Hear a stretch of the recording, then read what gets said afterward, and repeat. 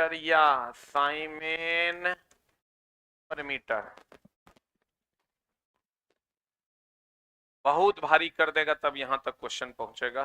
Flux का SI मात्रक weber, विभव EMF विभवांतर वोल्ट, प्रतिरोध का ओम, प्रतिरोधकता का ओम मीटर, चालकता का पर ओम उल्टा ओम महो या साइमेन, विशिष्ट चालकता का पर ओम पर मीटर महो पर मीटर या साइमेन पर मीटर।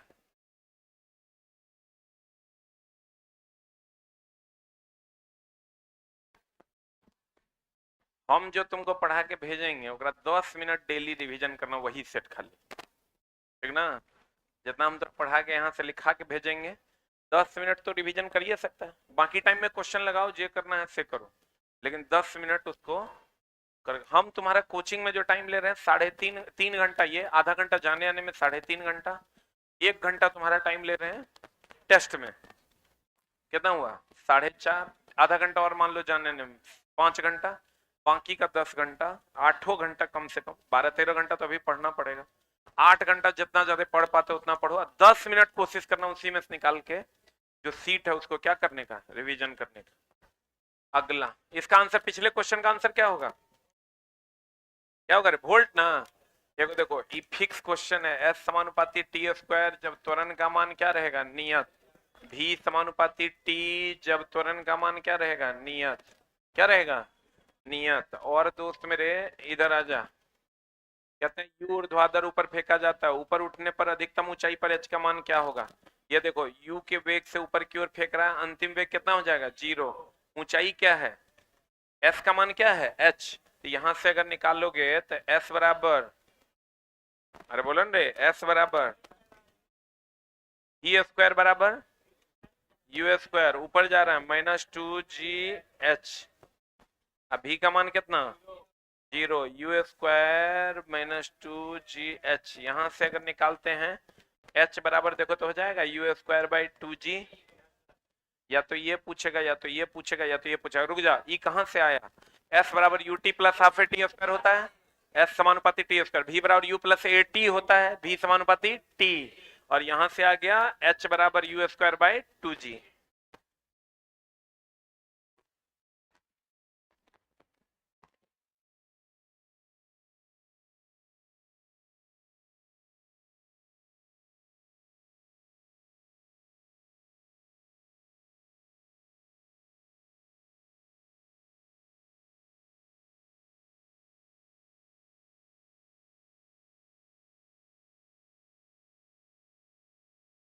हो गया, तो हो गया, इसका आंसर बता दो बी। अगला क्वेश्चन,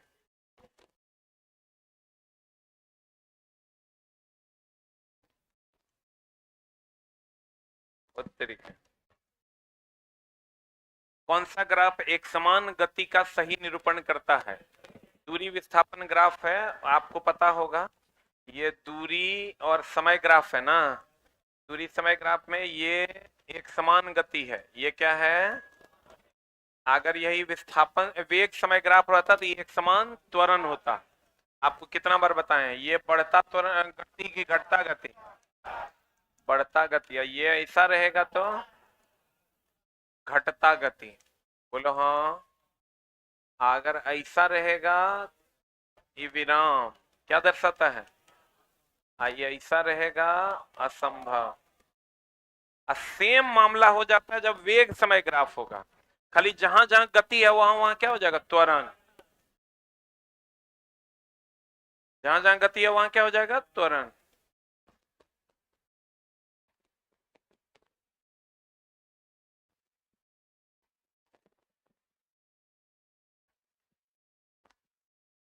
बढ़े बढ़े,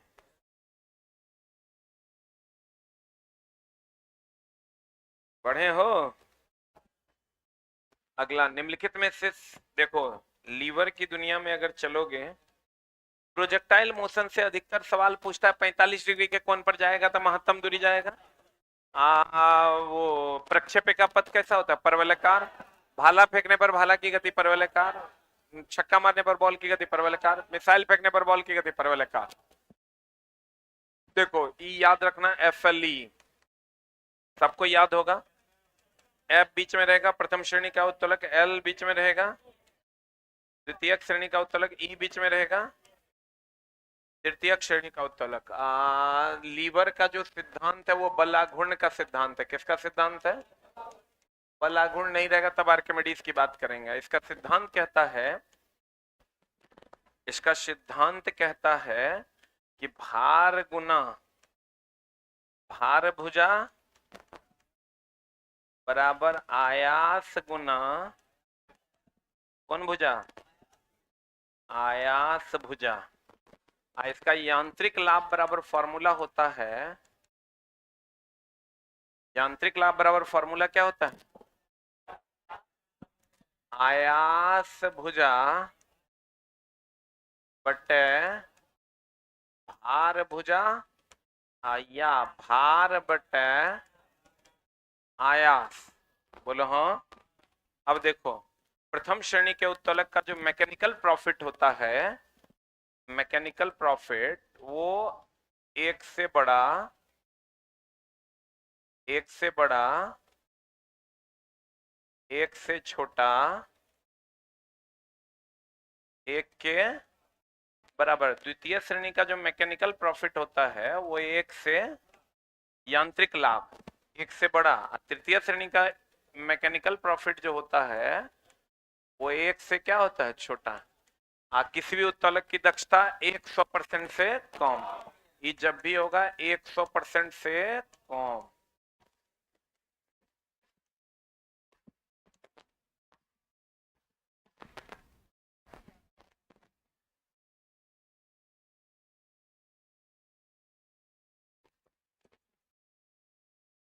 उत्तोलक बलाघूर्ण के सिद्धांत पर काम करता है। पूरा उत्तोलक यही है, यही ना रे? FLE प्रथम श्रेणी का उत्तोलक जब F बीच में रहेगा, द्वितीय श्रेणी का उत्तोलक L बीच में रहेगा, तृतीय श्रेणी का उत्तोलक E बीच में रहेगा। प्रथम श्रेणी के उत्तोलक का यांत्रिक लाभ एक से बड़ा, एक से छोटा, एक के बराबर। द्वितीय श्रेणी के उत्तोलक का यांत्रिक लाभ एक से बड़ा, तृतीय श्रेणी के उत्तोलक का यांत्रिक लाभ एक से छोटा। यांत्रिक लाभ 100% से कम। आयास भुजा बटा भार भुजा या भार बटा आयास। उत्तोलक का सिद्धांत कहता है भार गुना भार भुजा बराबर आयास गुना आयास भुजा। उत्तोलक का सिद्धांत किसके सिद्धांत पर काम करता है? बलाघूर्ण के सिद्धांत। किसी भी उत्तोलक की दक्षता 100% से कम होती है, क्योंकि उत्तोलक एक प्रकार का क्या है? मशीन। हो गया?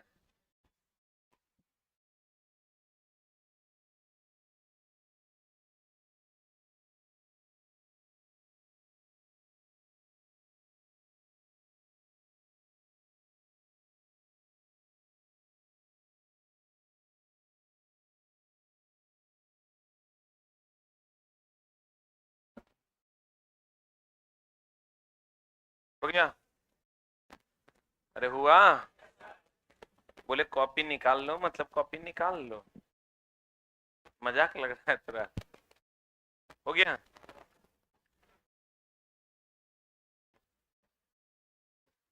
ये समझ लो। चला, हम लोग, आप लोग ड्राइवर का तैयारी कितने दिन से? लगभग 2-3 साल से कर रहे हैं। वो जो भी लोग यहाँ जुड़े हुए हैं लगभग 2-3 साल से कर रहे हैं, कर ही रहे हैं, भर दिन किए जा रहे हैं। अच्छा, हमारे तरफ से क्लासेस में कोई कमी कभी नहीं रहा। शनिवार रविवार है ही स्पेशल हो, छोटा छोटा स्पेशल स्पेशल कह कह के तुमको बहुत सारा चीज पढ़ा दिए कि ताकि चलो 10 दिन की क्लास ये कर लो, 5 दिन की क्लास ये कर लो, 3 दिन का पीरियोडिक टेबल कर लो, 2 दिन का ये कर लो, 5 दिन का वो कर लो। कर कर के A to Z चीज हम खत्म किए। देखो लड़का छोटा छोटा टारगेट इसलिए देते हैं कि बच्चा बड़ा टारगेट से डर जाता है। छोटा टारगेट लगता है चलो 10 दिन है पढ़ लेते हैं। तो अब कुछ बच्चा उस पर कमेंट करता है हमेशा आपका ही 10 दिन 5 दिन आते रहता है। अच्छा बताओ, ये 10 दिन 5 दिन देने का मतलब क्या है? इसका मतलब ये है कि छोटा छोटा टारगेट लेके हम लोग अचीव कर लेंगे, ठीक ना? तो आपका काम हो जाएगा। लेकिन दोस्त मेरे, आप जैसे तुम दौड़ने जाओ ग्राउंड में, एक के दिन तुम 6 किलोमीटर दौड़ लो, तो अगला 15 दिन थोड़े दौड़ पाओगे। हो सकता है 1 आध महीना बेड रेस्ट में चले जाओगे, नहीं चल जाओगे। तो हमारा काम रहता है छोटा छोटा टारगेट। अच्छा चला, हम पढ़ा ही तो रहे हैं, यहाँ रामायण चल रहा है, रामायण चल रहा है, पढ़ा रहे हैं तो पढ़िए, और दोस्त छोटा टारगेट देने का मतलब यही है कि बच्चों को थोड़ा सा हिम्मत रहता है, चलो 5 दिन ही पढ़ना है। पढ़ना किसको अच्छा लग रहा है? पढ़ना थोड़े अच्छा लगता है।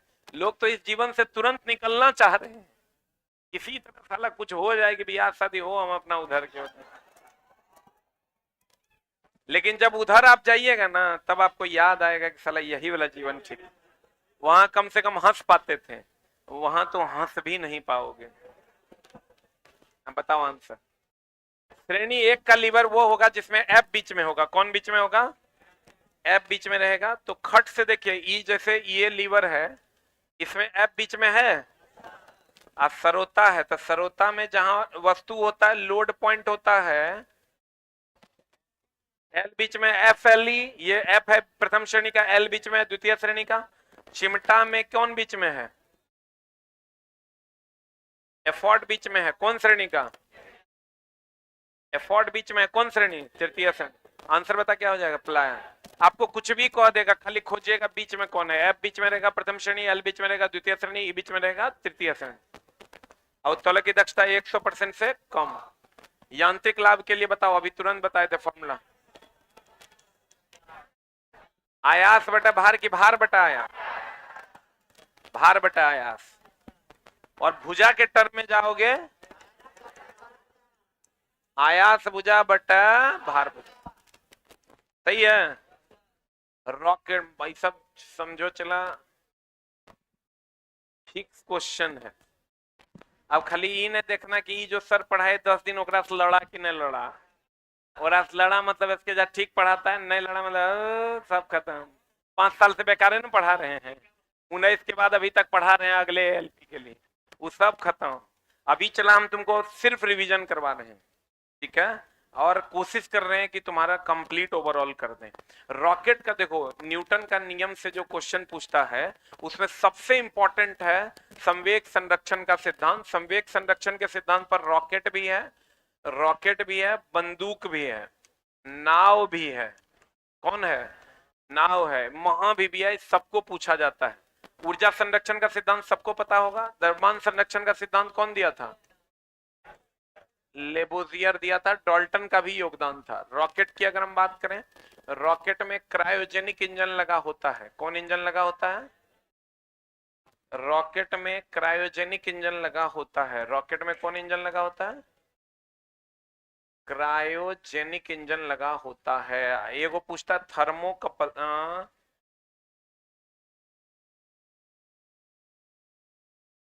अरे यार, थर्मो कपल किस सिद्धांत पर काम करता है? सीबेक प्रभाव पर। किस पर काम करता है? सीबेक प्रभाव पर काम करता है। थर्मोस्टेट, थर्मोस्टेट ताप नियंत्रण के लिए जिम्मेवार है। किसके लिए जिम्मेवार है? ताप नियंत्रण के लिए जिम्मेवार है। कौन? थर्मोस्टेट। एक होता है पायरोमीटर। पायरोमीटर सबको पता है, उच्च ताप की निम्न ताप। ये सब फिक्स क्वेश्चन है, खूब पूछता है। पायरोमीटर क्या हो जाएगा? उच्च ताप 800 डिग्री सी से अधिक। थर्मोस्टेट क्या करता है? मशीन के तापमान को नियंत्रित करता है, शरीर के ताप को नियंत्रित करता है, हाइपोथैलेमस। सही है ना? फादर ऑफ केमिस्ट्री कौन थे? लेबोजियर। लिख लिया?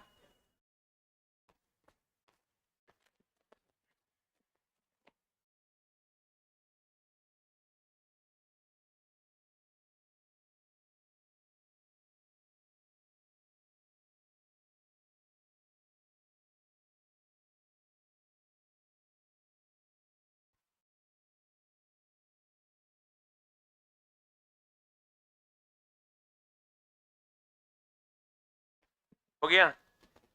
अब देखो, न्यूटन का नियम का जो क्वेश्चन पूछता है तुमको, सबसे पहले तो न्यूटन के नियम से क्वेश्चन वही है, क्या बोलते हैं उसको, न्यूटन का नियम। न्यूटन का नियम की अगर हम बात करें तो प्रथम नियम, पहला नियम, प्रथम नियम किसको क्या करता है? बल की परिभाषा। दूसरा नियम, द्वितीय नियम, द्वितीय नियम बल का सूत्र, बल के सूत्र में भी ध्यान रखना, इस पर न्यूमेरिकल खूब पूछता है। F बराबर ma या m a के जगह पर v minus u by T, अभी तुरंत पढ़ाए हैं। संवेग में परिवर्तन बटे समय, यानी संवेग में परिवर्तन की दर। तृतीय नियम की अगर हम बात करें तो ये पूछेगा बल की प्रकृति। बल की क्या प्रकृति? बल कभी अकेले नहीं होता, जिस पर एक्शन होगा उस विपरीत पर रिएक्शन होगा। बल हमेशा जोड़े में होता है। प्रथम नियम से बल की परिभाषा, दूसरे से बल का सूत्र, तीसरे से प्रकृति। प्रथम से बल की परिभाषा, दूसरे से सूत्र और तीसरे से बल की प्रकृति।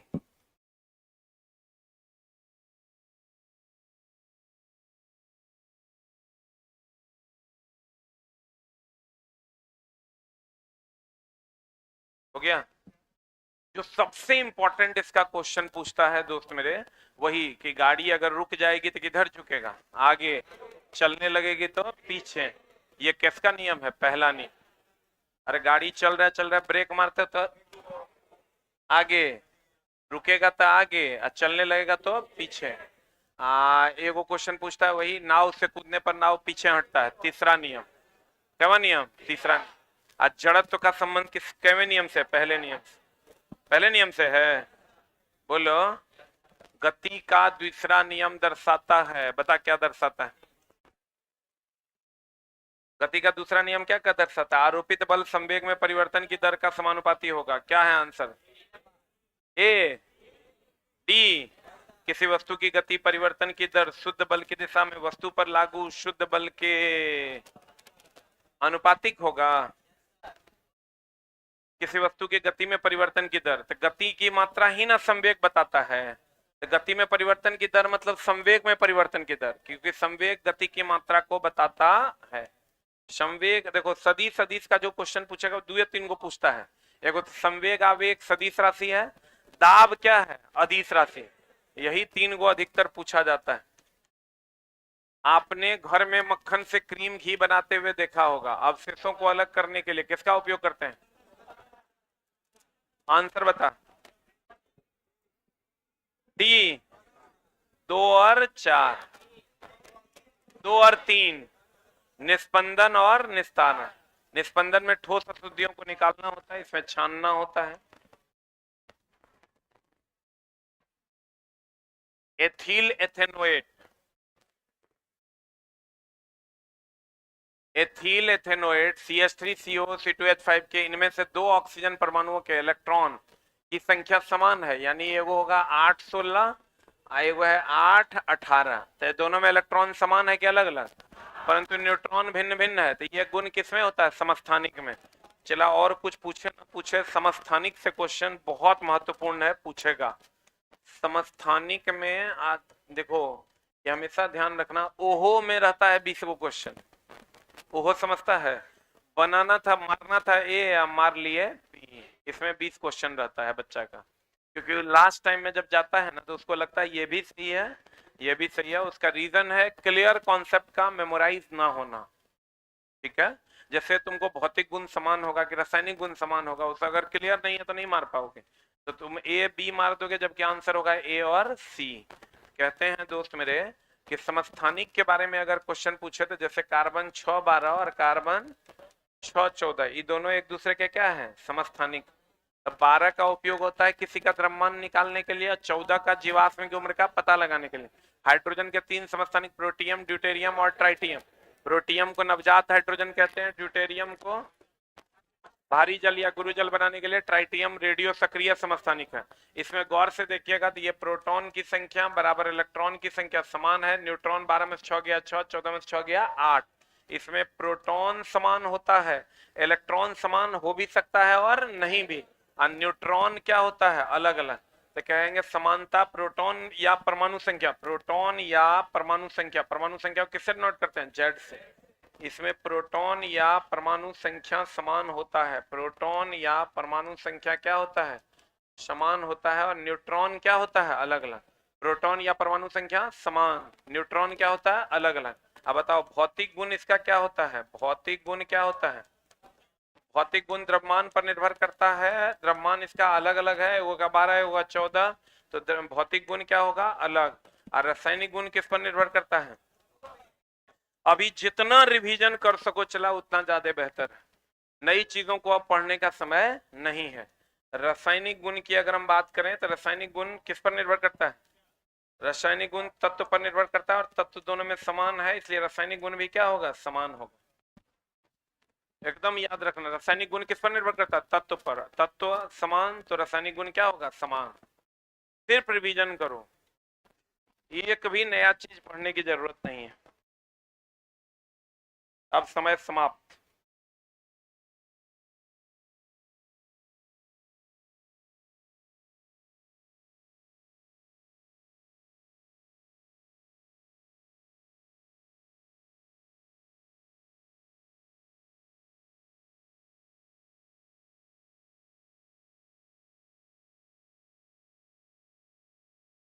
ये जो अभी बोर्ड पर कंटेंट चल रहा है सब एग्जाम के लिए यूजफुल है, कोई भी एग्जाम हो गया। अरे हुआ, सिर्फ और सिर्फ रिवीजन करो, वही तोरा बचा सकता है।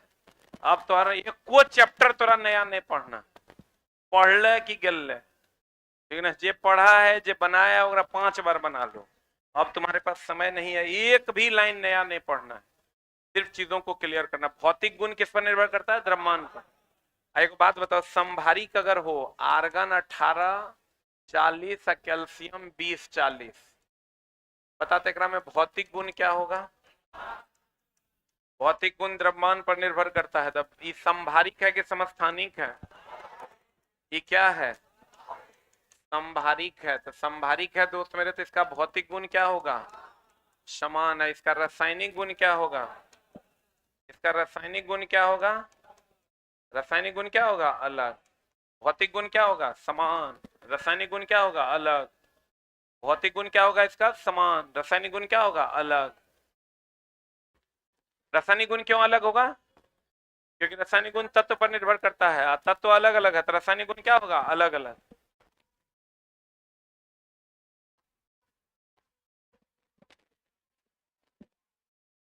ये चैप्टर अब नहीं पढ़ा, उन्हें पढ़ा, अब पलटो नहीं,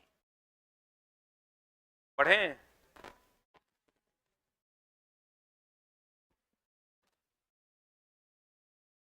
भौतिक गुण समान, रासायनिक गुण क्या, अलग अलग, पढ़े। बता, यूरेनियम का उपयोग चट्टान की उम्र का पता लगाने के लिए, किसकी उम्र का पता, चट्टान की उम्र का पता लगाने के लिए प्रयोग करते हैं। कोबाल्ट का उपयोग कहां के लिए, कैंसर से। आयरन का उपयोग एनीमिया, आयरन का उपयोग एनीमिया। आयोडीन का उपयोग घेघा। आयोडीन के बारे में कहेगा ये चमकीला अधातु है, ये क्या है, आयोडीन चमकीला अधातु है। आयोडीन कहां से मिलता है, लेमिनेरिया शैवाल से, लेमिनेरिया शैवाल से मिलता है। उसके बाद आ जाओगे सोडियम, रक्त का थक्का। इस सोडियम आर्सेनिक में गड़बड़ाना नहीं, सोडियम रक्त का थक्का, आर्सेनिक ब्रेन ट्यूमर। सोडियम रक्त का थक्का, रक्त का थक्का का पता लगाता है, और आर्सेनिक क्या, ब्रेन ट्यूमर। आर्सेनिक क्या, ब्रेन ट्यूमर का पता लगाता है। सोडियम रक्त का थक्का, आर्सेनिक ब्रेन ट्यूमर। कार्बन 14 जीवाश्म की उम्र का पता। कार्बन 14 किससे संबंधित है, जीवाश्म की उम्र का पता। लेकिन कार्बन 12 जो है वो द्रव्यमान नापता है, ध्यान रखना। जीवाश्म की उम्र का पता। और दोस्त मेरे, कार्बन 12 जो है वो किसी का भी द्रव्यमान नापने के लिए प्रयोग किया जाता है। कार्बन 12 द्रव्यमान नापने के लिए, एकदम याद रखना, इन दोनों में डिफरेंस है। कार्बन 14 जीवाश्म की उम्र का पता, कार्बन 12 द्रव्यमान नापने के लिए प्रयोग करते हैं। कार्बन 14 जीवाश्म की उम्र का पता, कार्बन 12 द्रव्यमान नापने के लिए। आयोडीन चमकीला होता है, लेमिनेरिया शैवाल से प्राप्त होता है। आयोडीन चमकीला होता है और लेमिनेरिया शैवाल से प्राप्त किया जाता है। आयोडीन चमकीला होता है और लेमिनेरिया शैवाल से प्राप्त किया जाता है।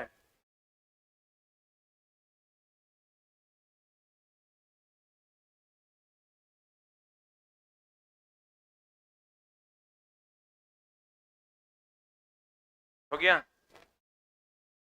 सोडियम रक्त का थक्का, आर्सेनिक क्या, ब्रेन ट्यूमर। कार्बन 14 जीवाश्म की उम्र का पता, कार्बन 12 किसी का भी द्रव्यमान नापना। कार्बन 12 द्रव्यमान, कोबाल्ट कैंसर, यूरेनियम नाभिकीय रिएक्टर में, चट्टान की उम्र का पता, आयरन एनीमिया, आयोडीन घेगा, आयोडीन घेगा, आयोडीन घेगा। आयोडीन कैसा होता है? चमकीला होता है। आयोडीन कैसा होता है? चमकीला होता है। इसका आंसर बता क्या होगा? ए की बी की सी, दोनों ऑक्सीजन परमाणु के क्या है? समस्थानिक। अगला अगला अगला देखो, इसका कॉन्सेप्चुअली इसको समझ लो, एनसीईआरटी में सवाल दिया हुआ है और इससे रिलेटेड जो सवाल है उस सब पर हम विचार कर देते हैं। ये सिर्फ और सिर्फ रिवीजन करना है, बाकी कुछ न करना दोस्त मेरे, न तो एक जगह 20-10 को क्वेश्चन मार के आओगे, सब दिन का मेहनत पानी हो जाएगा। अब वो होबे करेगा। जितना बच्चा रिवीजन के बिना जाएगा अब एग्जाम में, कुछ भी नया चैप्टर को ट्राई किया तुम, मतलब अब तो और फंसने के अलावा दूसरा कोई उपाय नहीं। खूब पढ़ो, लेकिन सिर्फ वही पढ़ो जो पढ़ल है, ठीक है? उसके अलावा हमको लगता है 2-3 दिन में एडमिट कार्ड आ जाएगा, हार्डली 4 दिन में तो एडमिट कार्ड आ ही जाएगा, 15 तक तो आ ही जाएगा, नहीं आएगा तो 20 तक तो आ ही जाएगा, टेंशन नहीं लो। देखो ये नाभिक का, इधर आ जाओ दोस्त, सिर्फ रिवीजन करो, ये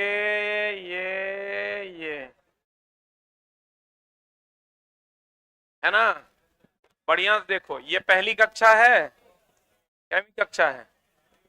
पहली कक्षा में 2 इलेक्ट्रॉन, दूसरा में 8, तीसरा में, चौथा में 18, सही है?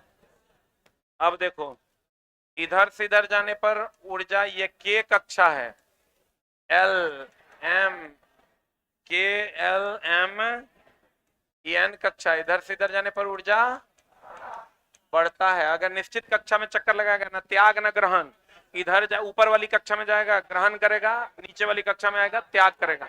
इधर से इधर आओगे तो क्या करोगे? हाँ, त्याग। इधर से इधर जाओगे यानी अधिक ऊर्जा वाले में जाओगे ग्रहण करोगे, कम ऊर्जा वाले में आओगे त्याग करोगे। जिसमें हो उसी में चक्कर लगाओगे, ना त्याग करोगे ना ग्रहण करोगे। बोलो हाँ, बोलो हाँ। त्रिज्या जब भी लिया जाता है, क्वेश्चन है तुम्हारे एनसीईआरटी में, जब भी लिया जाएगा ये त्रिज्या वैलिड है, ये त्रिज्या वैलिड है, ये त्रिज्या वैलिड है। अगर हम, ये परमाणु की त्रिज्या है, ये तीनों किसकी त्रिज्या है? परमाणु की। यही अगर नाभिक की त्रिज्या लेनी होगी तो ये नाभिक की त्रिज्या है। ये किसकी त्रिज्या है? नाभिक की त्रिज्या। किसकी त्रिज्या है? ये दोस्त मेरे नाभिक की त्रिज्या, जिसको हम लोग लिखते हैं 10 टू, ये छोटा है ना, माइनस में पावर होता है, छोटा है माइनस में पावर होगा कितना? बड़ा, 10 टू द पावर -15। इसी को कहते हैं एक फर्मी या फेम्टो। आई जो परमाणु की त्रिज्या है ये होता है 10 टू द पावर -10 मीटर। इसी को कहते हैं एक एंगस्ट्रॉम। ये ध्यान देना, ये एनसीईआरटी में सवाल दिया हुआ है, इसलिए एकदम आराम से जो भी त्रिज्या होगा वो इसके यहाँ केंद्र से जाएगा। कहां से जाएगा? केंद्र से नाभि। पहला जो दिखाई देगा तुमको ये नाभि होगा, पहला जो दिखाई देगा वो क्या होगा? नाभि। उसके बाद होगा पहला कक्षा, ये पहला कक्षा नहीं है, इसके बाद वाला पहला कक्षा होगा। और इसमें 2 को भर जाएगा तब एकरा में जाएगा, एकरा में 8 को भर जाएगा तब एकरा में जाएगा, एकरा में 8 को भर जाएगा तब एकरा में जाएगा। बोलो हाँ। इस पर 12-14 को सवाल है एनसीईआरटी में खाली। ये देखो ये छोटा है, तो छोटा है तो पावर माइनस में क्या होगा? बड़ा, यानी 10⁻15। ये बड़ा है तो बड़ा है तो पावर में क्या होगा? छोटा। पावर में क्या होगा? छोटा। जल्दी लिख।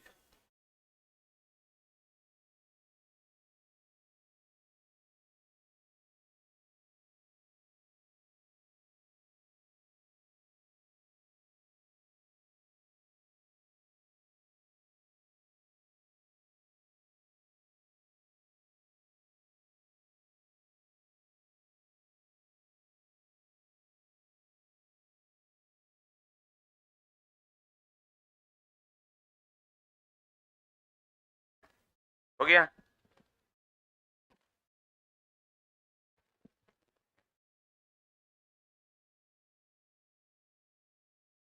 बढ़े बढ़े।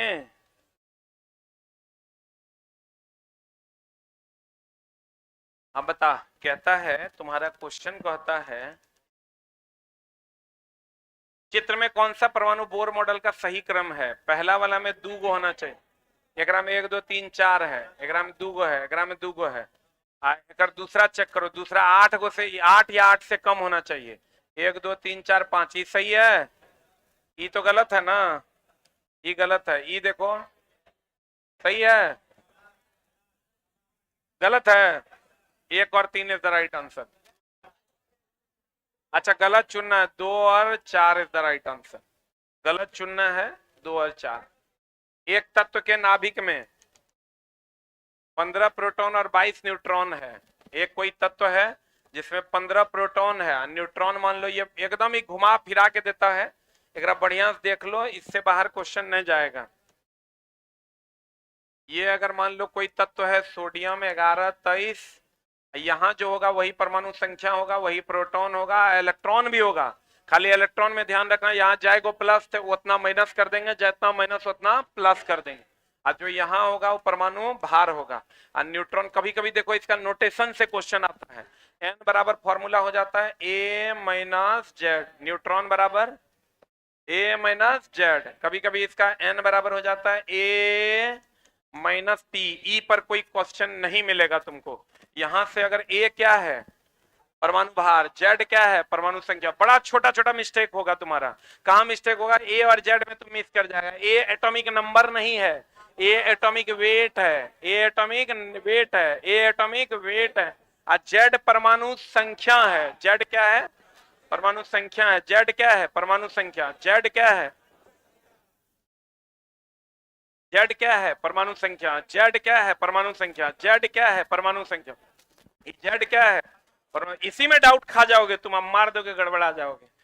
ए क्या है परमाणु भार। परमाणु भार या द्रव्यमान एक के बात है, इसको हम लिख सकते हैं देखो तो एन बराबर ए माइनस जेड। तो ए बराबर क्या लिख सकते हैं Z plus N.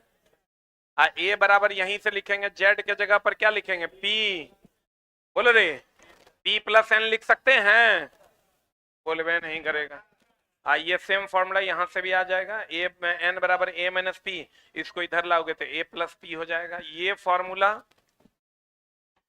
Formula important है, ये फॉर्मूला इंपॉर्टेंट है, ये फॉर्मूला इंपॉर्टेंट है। हो गया, खाली ये को जेड करना ना, ओहो हो करके ना एग्जाम हॉल से निकला जे तुमको।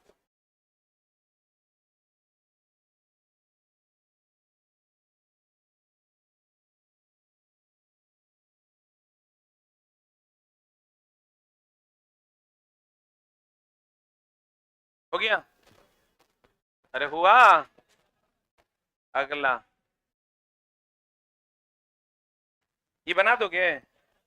एक कहता है प्रोटॉन कोई तत्व है, इसमें 15 प्रोटॉन है, न्यूट्रॉन कितना है 22। यहाँ परमाणु भार कितना है ए, बोलेंगे तो कह रहा है परमाणु द्रव्यमान कितना होगा ए माइनस 15। ए माइनस 15 बराबर 22 ना, ए का मान निकाल दो 37 is the right answer. Exam hall में देखना कैसे हाथ थर थर आता है, 37 कैसे घट जाता है। 22 में 15 गया 7, ऐसा घटेगा तो म्याद तो हरियर हो जाएगा। इसलिए दोस्त सिर्फ रिवीजन जरूरी है। निम्नलिखित में से कौन सा किसी धातु का इलेक्ट्रॉनिक विन्यास नहीं है। ये हमेशा ध्यान रखना, धातु होगा तो बाह्यतम कक्षा में 1 2 3, अधातु होगा बाह्यतम कक्षा में 5 6 7, अक्रिय गैस होगा बाह्यतम कक्षा में 8, हेलोजन होगा, हेलोजन होगा बाह्यतम कक्षा में 7। बोलो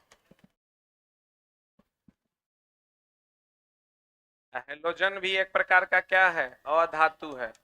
हेलोजन भी एक प्रकार का क्या है अधातु है। आप कह सकते हैं यहाँ 7 होगा तो ये हेलोजन होगा, हेलोजन भी एक प्रकार का क्या है अधातु।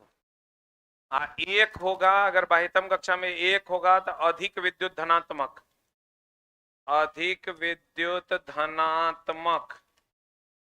और अगर 7 होगा बाह्यतम कक्षा में तो अधिक विद्युत ऋणात्मक। 1 होगा तो अधिक विद्युत धनात्मक, 7 होगा तो अधिक विद्युत ऋणात्मक। 1 होगा तो अधिक विद्युत धनात्मक, 7 होगा तो अधिक विद्युत ऋणात्मक। चला वो जीएस के लिए हम प्लान कर रहे हैं, क्योंकि जीएस तुम साफे इग्नोर कर दिया है। हम सोच रहे हैं 2 दिन का कंप्लीट 10-10 घंटा 2 दिन जीएस में शनिवार रविवार दे दो। 3000 प्लस क्वेश्चन का टिकटिकाना होगा। टिकटिकाना समझते हो ना? पीडीएफ नीचे उपलब्ध मिलेगा, जो मिले 20 टका 25 टका 30 टका में, वो पूरा पीडीएफ 10 घंटा में मास्टर टिकटिका देगा। 1500 एक दिन में, 1500 अगला दिन में। अभी तक रेलवे का पूछा गया लगभग सारा सवाल खत्म हो जाएगा। शनिवार रविवार 2 दिन पढ़ो, ज्यादा पढ़ने का जरूरत नहीं। उसी में हुआ तो हुआ, नहीं हुआ तो नहीं हुआ। क्या सिर्फ ऑनलाइन में? अच्छा, तुम लोग के लिए ऑफलाइन में भी कर देंगे। 10 घंटा बैठोगे ना? ठीक है ना, लेकिन हम पूछ के बताएंगे खाली है कि नहीं, एक बार पूछ के बताएंगे। परमाणु क्रमांक को किस अक्षर, देखो ये आ गया ना, इसीलिए हम क्वेश्चन दिया। परमाणु क्रमांक को किस अक्षर द्वारा?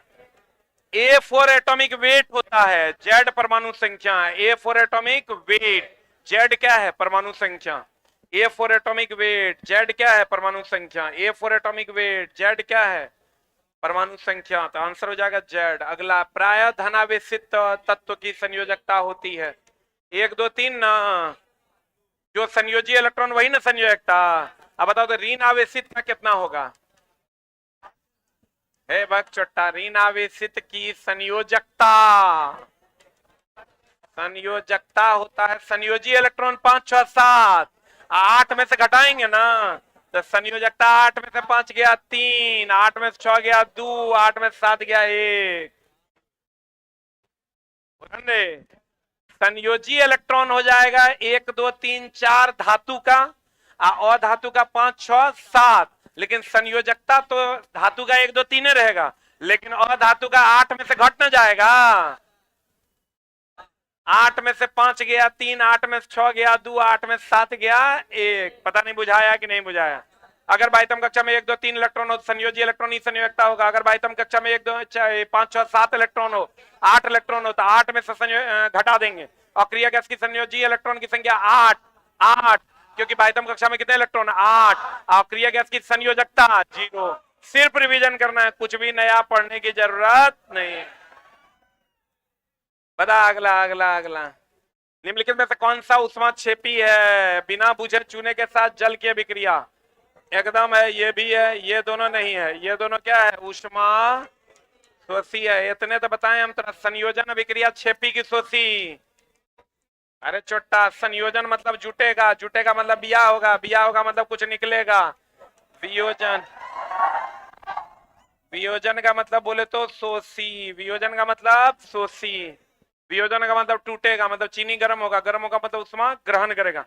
वाष्पीकरण होगा तो उष्मा ग्रहण करेगा, ग्रहण करेगा तब ना वाष्प बनेगा, तो वो गया वाष्पीकरण। ऊर्ध्वपातन होगा, ठोस से सीधे किसमें बदल जाएगा? गैस में, उष्मा ग्रहण न करेगा। और जितना चूना है, अम्ल है, डिटर्जेंट है, सीमेंट है, सब जल से विक्रिया करेगा, गरम गरम लगता है, और गरम गरम लगता है तो उष्मा क्षेपी। बोलो हाँ, आंसर बता दो। 1 और 2 ए नंबर। अगला क्वेश्चन, कौन सी प्राकृतिक समांगी प्रकृति का है? कौन रे? बर्फ। और कौन? वायु। इस समांगी, समांगी जो समान रूप से मिल जाए, विसमांगी जो समान रूप से ना मिले। अच्छा बताओ, समांगी में स्वाद समान रहेगा, विसमांगी में स्वाद समान नहीं रहेगा। And the next one is, निम्नलिखित में से कौन सा महा भी आए?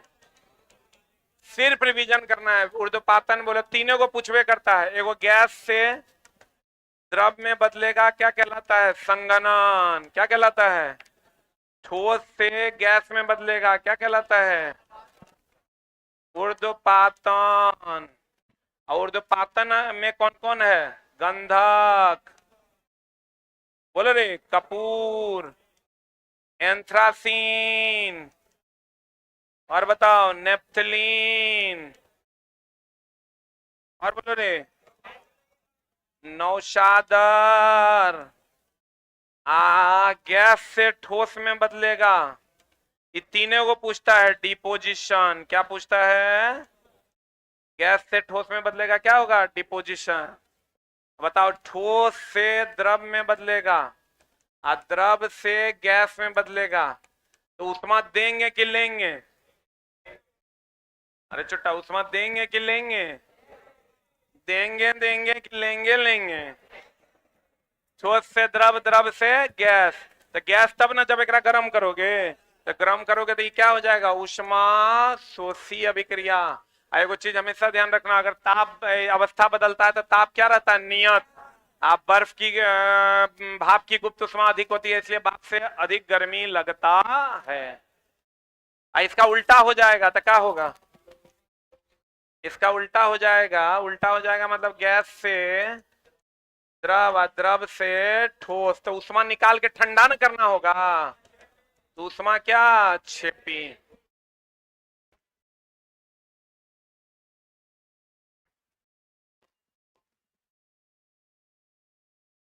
संयोजन, संयोग करेगा, संयोग करेगा तो कुछ देगा, देगा मतलब उष्मा छिपी।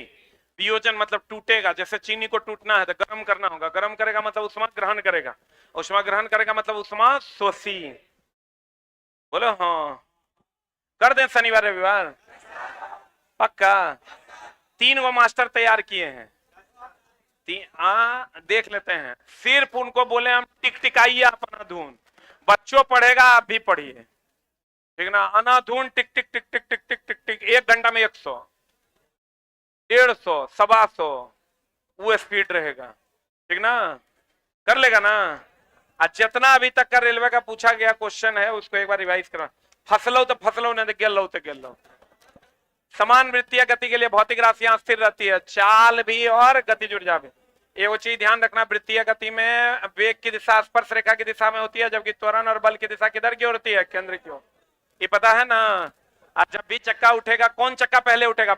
अंदर वाला, अंदर वाला। बाहरी पहिए पर बाहर की ओर पलट जाएगा। और कोई ग्रह अगर चक्कर लगाएगा तो अभिकेंद्र बल गुरुत्वाकर्षण बल के बराबर, गाड़ी चक्कर लगाएगा अभिकेंद्र बल घर्षण बल के बराबर, इलेक्ट्रॉन चक्कर लगाएगा अभिकेंद्र बल विद्युत आकर्षण बल के बराबर, क्योंकि इलेक्ट्रॉन प्रोटॉन में कौन बल? विद्युत आकर्षण बल। ग्रह रहेगा तो कौन बल? गुरुत्वाकर्षण बल। गाड़ी रहेगा तो घर्षण बल। धागे में पत्थर बांध देंगे तो अभिकेंद्र बल तनन बल के बराबर। कोई भी पिंड अगर वृत्तीय पथ पर घूम रहे तो उसे अभिकेंद्र बल चाहिए। अगर वक्र पथ पर कोई पिंड ढालनुमा सड़क पर घूम रही है तो उसे कौन बल चाहिए? अभिकेंद्र बल। कौन बल? अभिकेंद्र बल। वक्र पथ को ढालनुमा बनाया जाता है ताकि अभिकेंद्र बल मिल सके। अधिकतम सुरक्षित चाल द्रव्यमान पर निर्भर नहीं करता, करता है। अगर गाड़ी पलटेगा तो अंदर वाला पहिया पहले उठेगा, गाड़ी बाहरी चक्के पर बाहर की ओर पलट जाएगी। एक समान चाल से वृत्तीय गति पर चल रहा है, चाल और गति ऊर्जा में कोई परिवर्तन नहीं होगा।